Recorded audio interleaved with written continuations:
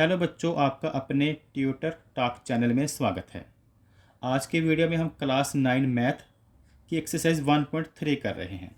इसके first question की statement है, right the following in decimal form.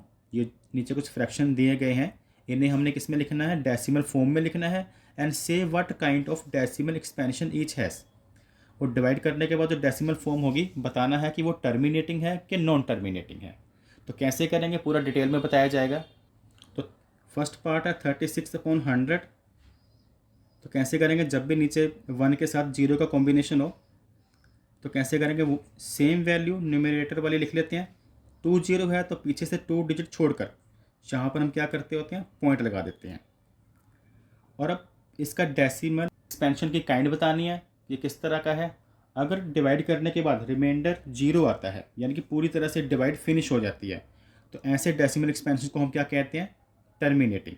0.36 आगे कोई डेसिमल नहीं आ रहा, ये फिनिश हो चुका है, टर्मिनेटिंग। नेक्स्ट इसका पार्ट है 1/11। तो यहाँ पर 1 को 11 के साथ करेंगे हम डिवाइड। तो यहाँ पर हम लिखते हैं 1 को डिवाइड किससे कर रहे हैं? 11 के साथ। तो 1 के नीचे 11 नहीं लिखा जा सकता, इसलिए यहाँ पर हमें अपनी ओर से एक 0 लगानी पड़ेगी। अगर अपनी ओर से 0 लगाते हैं तो यहाँ पर भी आपको पता है 0 पॉइंट लिया जाता है। अब भी 11 को इसके नीचे नहीं लिखा जा सकता, तो एक 0 और लेनी पड़ेगी। अगर एक 0 और लेते हैं तो यहाँ पर भी 0 लगानी पड़ेगी। अब 11 9 का 99 आ जाता है, और लेस करने के बाद 1। तो हमने 11 9 का 99 लिखा, तो यहाँ पे 9 लिखेंगे। अब 1 को डिवाइड कर रहे थे, अगेन 1 आ गया, तो वही प्रोसेस दोबारा से चलेगा। एक 0 तो आप हर बार ले सकते हैं अपनी ओर से, लेकिन अगर एक से ज़्यादा 0 उतारते हैं तो यहाँ पर भी 0 लिखनी पड़ती है, क्योंकि यहाँ पर हमने कितनी 0 उतारी हैं? 1 2 0। अगेन 11 9 का 99 आया, और लेस करने के बाद फिर से 1 बच गया। तो ये प्रोसेस लगातार चलता रहेगा, टर्मिनेट नहीं होगा। यह नॉन टर्मिनेटिंग डेसिमल एक्सपेंशन है, क्योंकि इसके नीचे रिमाइंडर 0 नहीं आ रहा। तो इसका जो आंसर आ रहा है कुछ 0.09 ऊपर बार डाल सकते हैं। जो डिजिट बार बार रिपीट हो रहे हैं उनके ऊपर आप ऐसे लाइन डाल दें, इसका मतलब है ये बार बार रिपीट हो रहे हैं। और इसका डेसिमल एक्सपेंशन कैसा है? Non terminating and repeating. इसका जो थर्ड पार्ट है वो हमें मिक्स्ड फ्रैक्शन गिवन है 4 1/8। इसे पहले प्रॉपर में कन्वर्ट करेंगे। कैसे? 8 4 का 32 और 1 33। कहने का मतलब ये 33/8 आ जाता है। और इसमें आप 33 को डिवाइड करेंगे। 33 को डिवाइड करेंगे किसके साथ? 8 के साथ। तो 8 4 का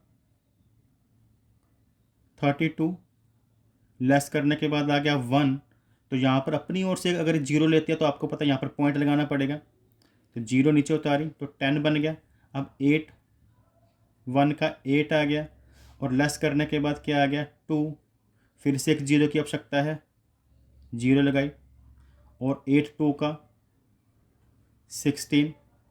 अब लेस करने के बाद 4 आ गया, फिर से एक 0 की आवश्यकता है, तो 8 5 का 40। अब जो रिमाइंडर आ गया 0। अगर रिमाइंडर 0 आ जाए तो डेसिमल एक्सपेंशन कौन सा होता है? टर्मिनेटिंग। तो जो हमारा आंसर है 4.125, यह टर्मिनेटिंग डेसिमल एक्सपेंशन है। अब हम इसका फोर्थ पार्ट करते हैं 3/13। तो 3/13 है, तो कहने का मतलब हम 3 को डिवाइड करेंगे किसके साथ? 13 के साथ। तो 13 को जो नीचे लिखा नहीं जा सकता, तो यहाँ पर हम 0 लेंगे। अब 13, यहाँ पे 0 पॉइंट लेंगे। जब यहाँ पे 0 डालेंगे तो 13 2 का 26, और लेस करने के बाद आ गया 4। यहाँ से एक और 0 उतारेंगे, और 13 3 का 39, और ये लेस कर आ गया 1। तो यहाँ से एक और 0 उतारी जाएगी।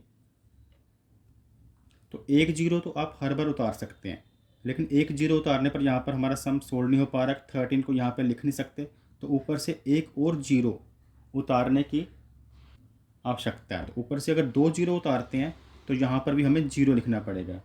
और 13 7 का यहाँ पर आ जाएगा 91, और लेस करने के बाद आ गया 9।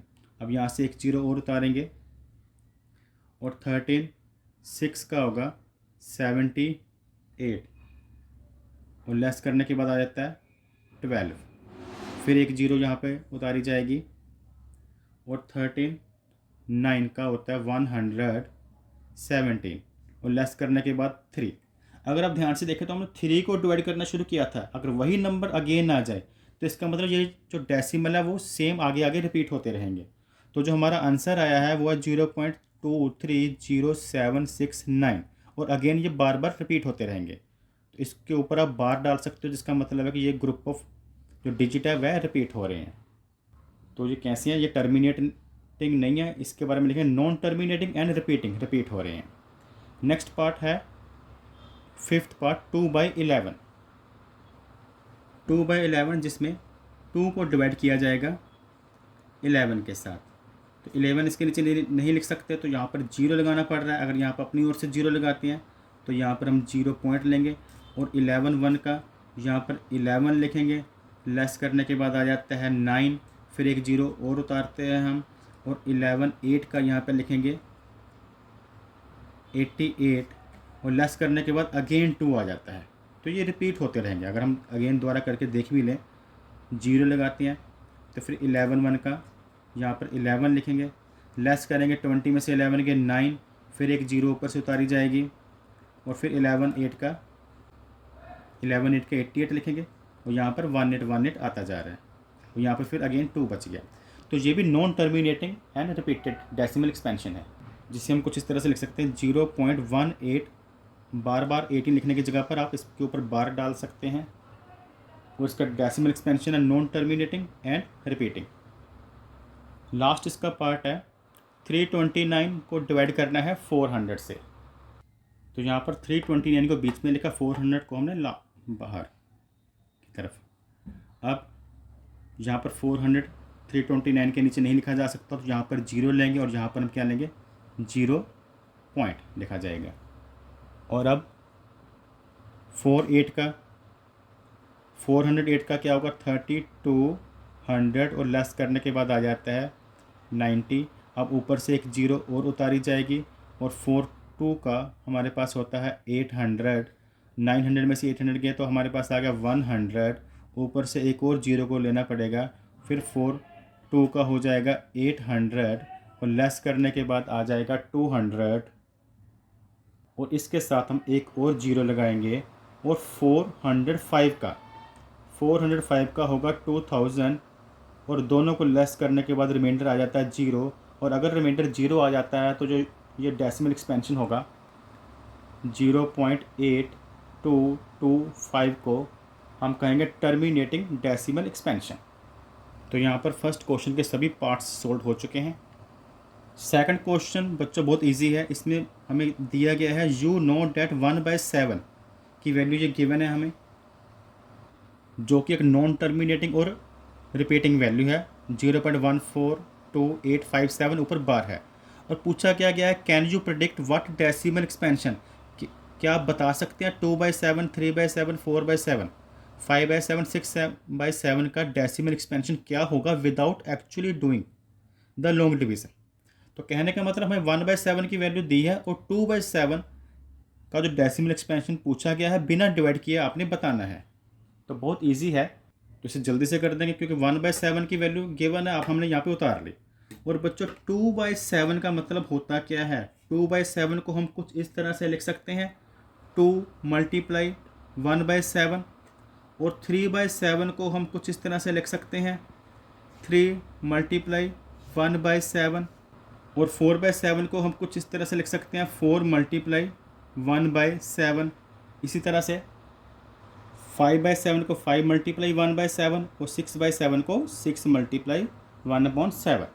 अब इसमें करना सिंपल इतना ही है कि जहाँ पर 1/7 लिखा है वहाँ पर ये वाली वैल्यू फिल कर देंगे। कहने का मतलब 2 × 0.142857। इस तरह से 3 को भी सेम वैल्यू से मल्टीप्लाई कर देंगे 0.142857। सेम वैल्यू से क्यों मल्टीप्लाई कर रहे हैं, क्योंकि 2/7 का मतलब है 2 × 1/7। तो 2 × 1/7 की वैल्यू तो ये है 3/7 का मतलब क्या है, 3 मल्टीप्लाई 1/7, तो 1/7 की वैल्यू हमने यहाँ पे फिल कर दी। इसी तरह से 4 के साथ, 5 के साथ, 6 के साथ।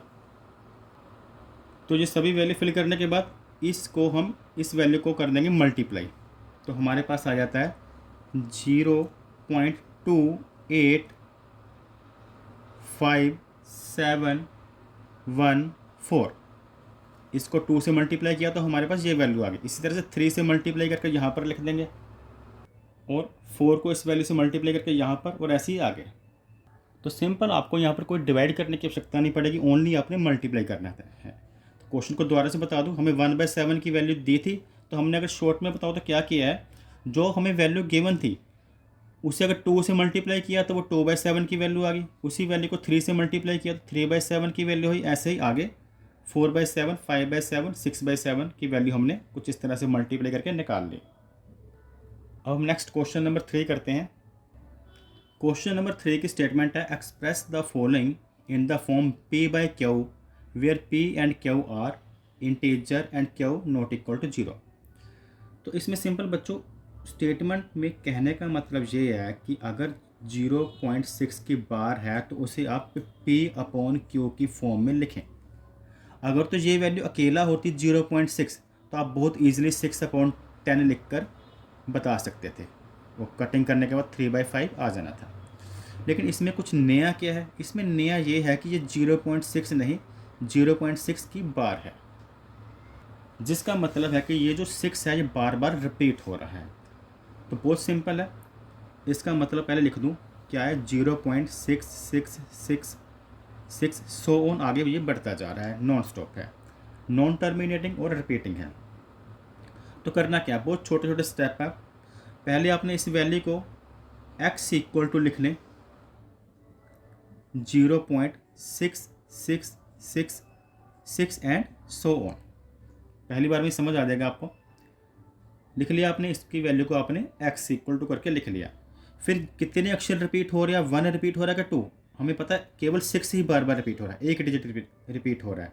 अगर 1 डिजिट रिपीट हो रहा है तो आप 10 से बोथ साइड मल्टीप्लाई करोगे, तो मल्टीप्लाई बोथ साइड बाय 10। अगर 2 डिजिट रिपीट होते तो हम 100 से करते, तो क्या होगा, इसको अगर मैं 10 से मल्टीप्लाई करता हूँ इसको, तो इसकी वैल्यू कुछ इस तरह से आ जाएगी 6.6666 सो ऑन, क्योंकि 6 काफ़ी बढ़ रहे हैं आगे।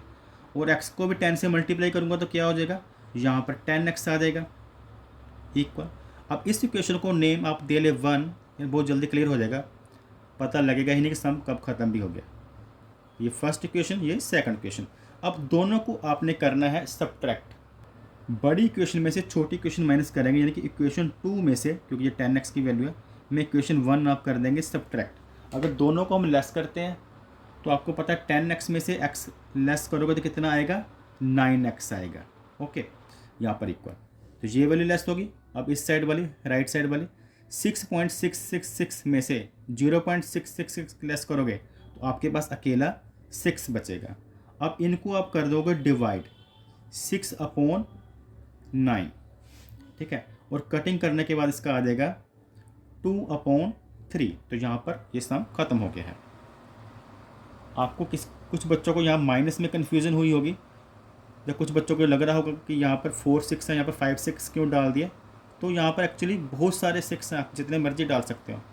तो अगर मैं 6.666 में से ये वाली वैल्यू लेस करता हूँ 0.6666 सो ऑन, तो आप याद रखो यहाँ पर सभी 6 ही हैं, तो ये तो आपस में कैंसिल ही हो गए। वो 6 में से 0 गया, आपका 6 आ गया। तो यहाँ पर 2/3 आंसर है। नेक्स्ट पार्ट करते हैं इसका 0.47 की बार।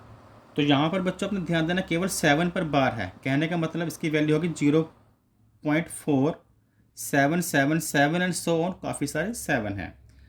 अब इसको हम x के इक्वल मान लेंगे, पहले वैल्यू को 0.4777 सो ऑन, और इसे क्वेश्चन नंबर 1 का नेम देंगे। फिर कितने डिजिट रिपीट हो रहे हैं, ओनली 7 रिपीट हो रहा है, तो ओनली 1 0, 10 से मल्टीप्लाई करेंगे बोथ साइड, तो यहाँ पर हमारे पास आ जाएगा 10x। अगर इसको 10 से मल्टीप्लाई करते हैं, इधर भी 10 से मल्टीप्लाई करते हैं बच्चों, तो 0.1 डिजिट इस तरफ खिसक जाएगा राइट साइड पर, तो हो जाएगा 4.777 सो ऑन। और इस इक्वेशन को नाम दे लेंगे हम 2। फिर हमने क्या किया था, सेकंड इक्वेशन में से फर्स्ट इक्वेशन को किया था लेस, तो 10x में से, यहाँ x नहीं डाला मैंने, 10x में से, क्योंकि x को 10 से मल्टीप्लाई किया था, तो 10x में से x लेस करेंगे तो कितना आएगा, 9x आएगा, बीच में इक्वल है। अब इस वैल्यू में से ये वाली वैल्यू लेस करेंगे 4.777 सो ऑन में से ये 0.4777 कुछ ऐसे लेस करेंगे, तो 7 तो कैंसिल ही हो जाएंगे, तो 7 में से 4 गया 3, यहाँ पर पॉइंट, यहाँ पर 4, तो इन दोनों वैल्यू को लेस कर हमारे पास आ जाता है 4.3 और 9 उधर डिवाइड होगा। अगर इसका पॉइंट कैंसिल करें तो यहीं पर कैंसिल कर देते हैं, तो नीचे 10 हम लिख सकते हैं। अब 9 उधर डिवाइड होगा तो क्या हो जाएगा 43/9, 10 से मल्टीप्लाई होगा फिर बाद में 90। तो ये आपका आंसर आ गया है। अब नेक्स्ट P/Q की फॉर्म में हमने लिखना होता है, P/Q की फॉर्म आ गई है इसके। नेक्स्ट हम थर्ड पार्ट कर रहे हैं इसका 0.001, जिसका मतलब क्या है कि ये 3 डिजिट रिपीट हो रहे हैं, 0.001 001 001 सो ऑन रिपीट हो रहे हैं। तो हम लिखेंगे, जब सम स्टार्ट करते हैं, x इक्वल आप लिख लोगे 0.001 001 001 सो ऑन। ओके, फिर हमारा होता था कि कितने डिजिट रिपीट हो रहे हैं, 3, तो 3 जीरो यानी कि 100,000 से बोथ साइड मल्टीप्लाई करेंगे। तो आपने याद रखना, अगर 1 डिजिट रिपीट हो तो 10 से मल्टीप्लाई करना बोथ साइड, अगर 2 डिजिट रिपीट हो रहे हैं तो 100 से करेंगे। तो यहाँ पर 3 डिजिट के ऊपर बार है तो हम 1000 से मल्टीप्लाई करेंगे। अगर x को मैं 1000 से मल्टीप्लाई करूँगा तो क्या आता है 1000x, यहाँ बीच में इक्वल है। अब यहाँ पर 1000 से मल्टीप्लाई करेंगे तो क्या होगा, जो पॉइंट है राइट साइड खिसकेगा, शिफ्ट होगा। कितने डिजिट, 3 डिजिट, 3 जीरो से कर रहे हैं, 1 2 3, तो इस 1 के पास पॉइंट आ जाएगा। तो इसको हम कुछ इस तरह से लिखेंगे 1.001 001 सो ऑन। इस इक्वेशन को नाम दे लेते हैं 1, वो इससे देंगे इक्वेशन को नाम सेकंड। अब इक्वेशन 2 में से इक्वेशन 1 लेस करेंगे, 1000 में से 1x लेस करेंगे, 1000 में से 1 लेस करेंगे तो कितना आएगा, 99x आ जाएगा, बीच में है इक्वल। अब इस वैल्यू में से जो कि हमारे पास है 1.001 001 सो ऑन में से ये वाली वैल्यू अगर लेस करते हैं 0.001 001, तो लेस करने के बाद ये वाली वैल्यू से कैंसिल हो जाती है, हमारे पास 1 बचता है। तो इस इक्वेशन में से ये वाली इक्वेशन लेस करने के बाद 1 बचता है, और अगर डिवाइड करें तो क्या आएगा 1/999। तो यहाँ पर थर्ड क्वेश्चन के 3 पार्ट सोल्व हो चुके हैं। तो नेक्स्ट वीडियो में हम नेक्स्ट क्वेश्चन करेंगे, क्वेश्चन नंबर 4th 5th। अगर आपको यह वीडियो पसंद आई हो तो वीडियो को लाइक और चैनल को सब्सक्राइब करना ना भूलें। Thanks for watching.